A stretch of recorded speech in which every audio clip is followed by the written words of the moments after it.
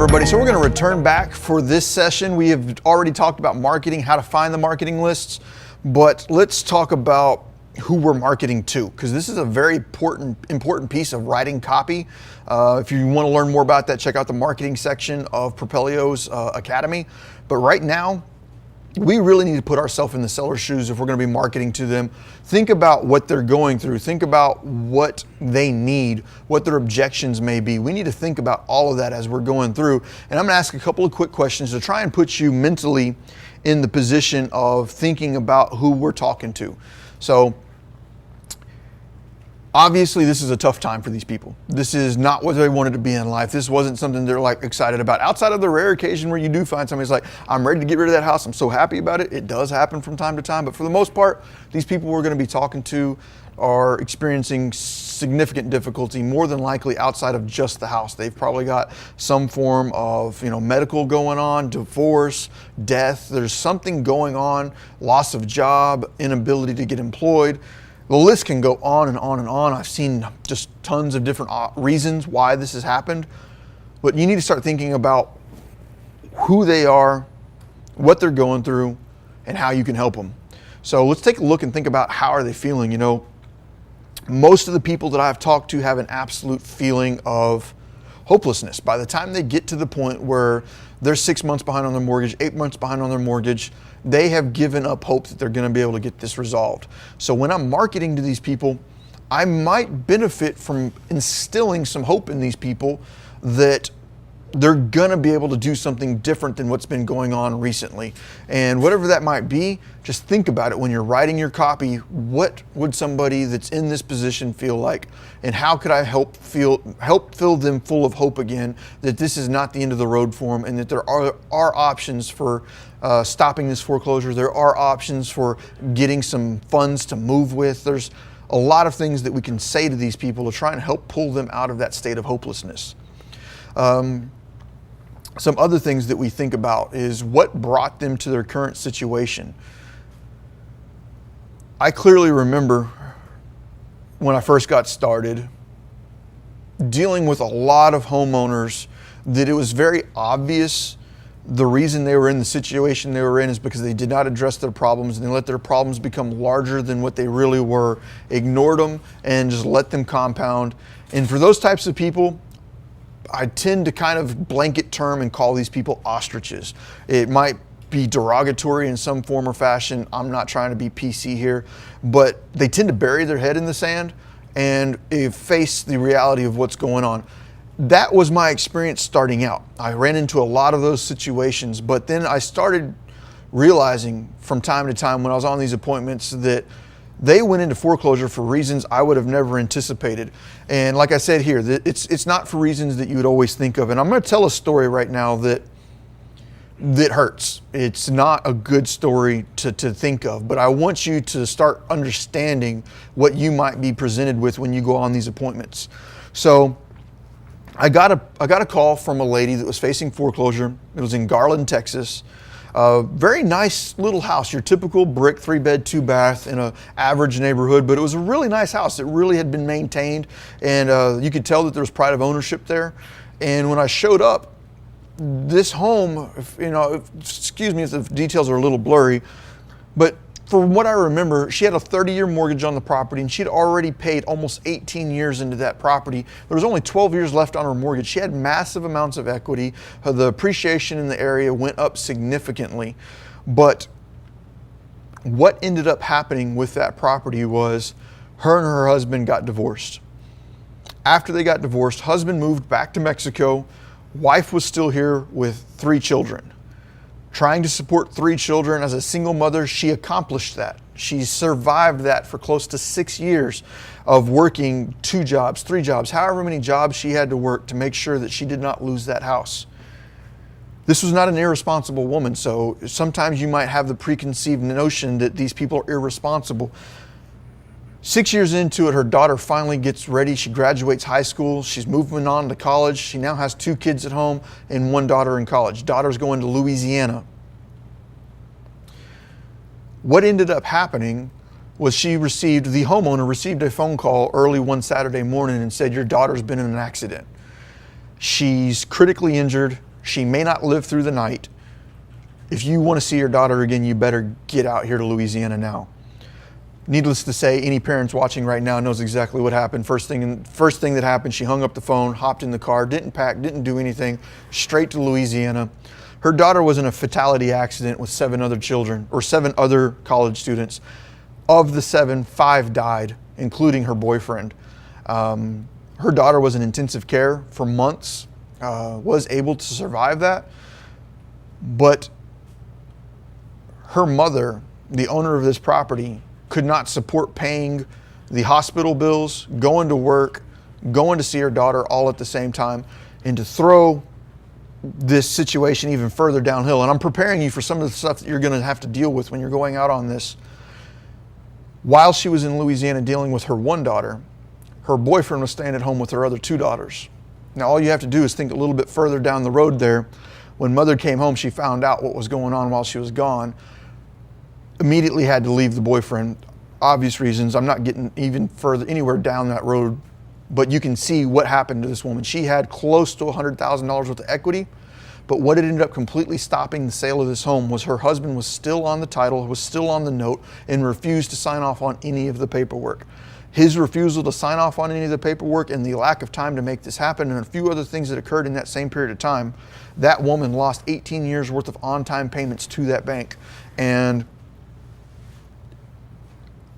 all I can say is you're going to see situations like that. You're going to need to be able to deal with those types of situations. If those types of situations are not the ones that you feel like you can stomach, then foreclosure investing might not be your best option. You're going to be acting almost as a therapist at times. I mean, you're going to hear a lot of life stories. You're going to hear a lot of things going on. That one being one that stuck with me till today because, it was a bad situation. I was trying to do everything I could, and there was nothing I could do to help, especially with my experience at that time. Moving forward, though, you need to understand where these people are and what problems are they facing. Put yourself into their shoes. Think about losing a job, getting behind on it. How do I feel? Am I embarrassed? You're not going out with all your friends like, hey, I haven't made a payment on my house in the last 6 months. It's the most exciting thing ever. These people are embarrassed. When you're marketing to them, you need to keep that in mind. You need to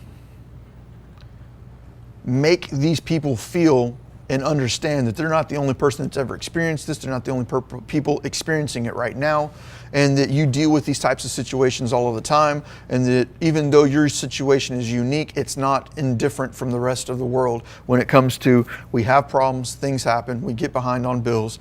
So if you're marketing to these people, try to keep that in mind. The hopelessness, the situations that they've been put through to go into this, and the fact that more than often than not, they're embarrassed about the situation they're in. Nobody wants to admit that they have failed in some aspect or another. I don't necessarily consider this a failure as always, but there is times where people just, it didn't go as planned.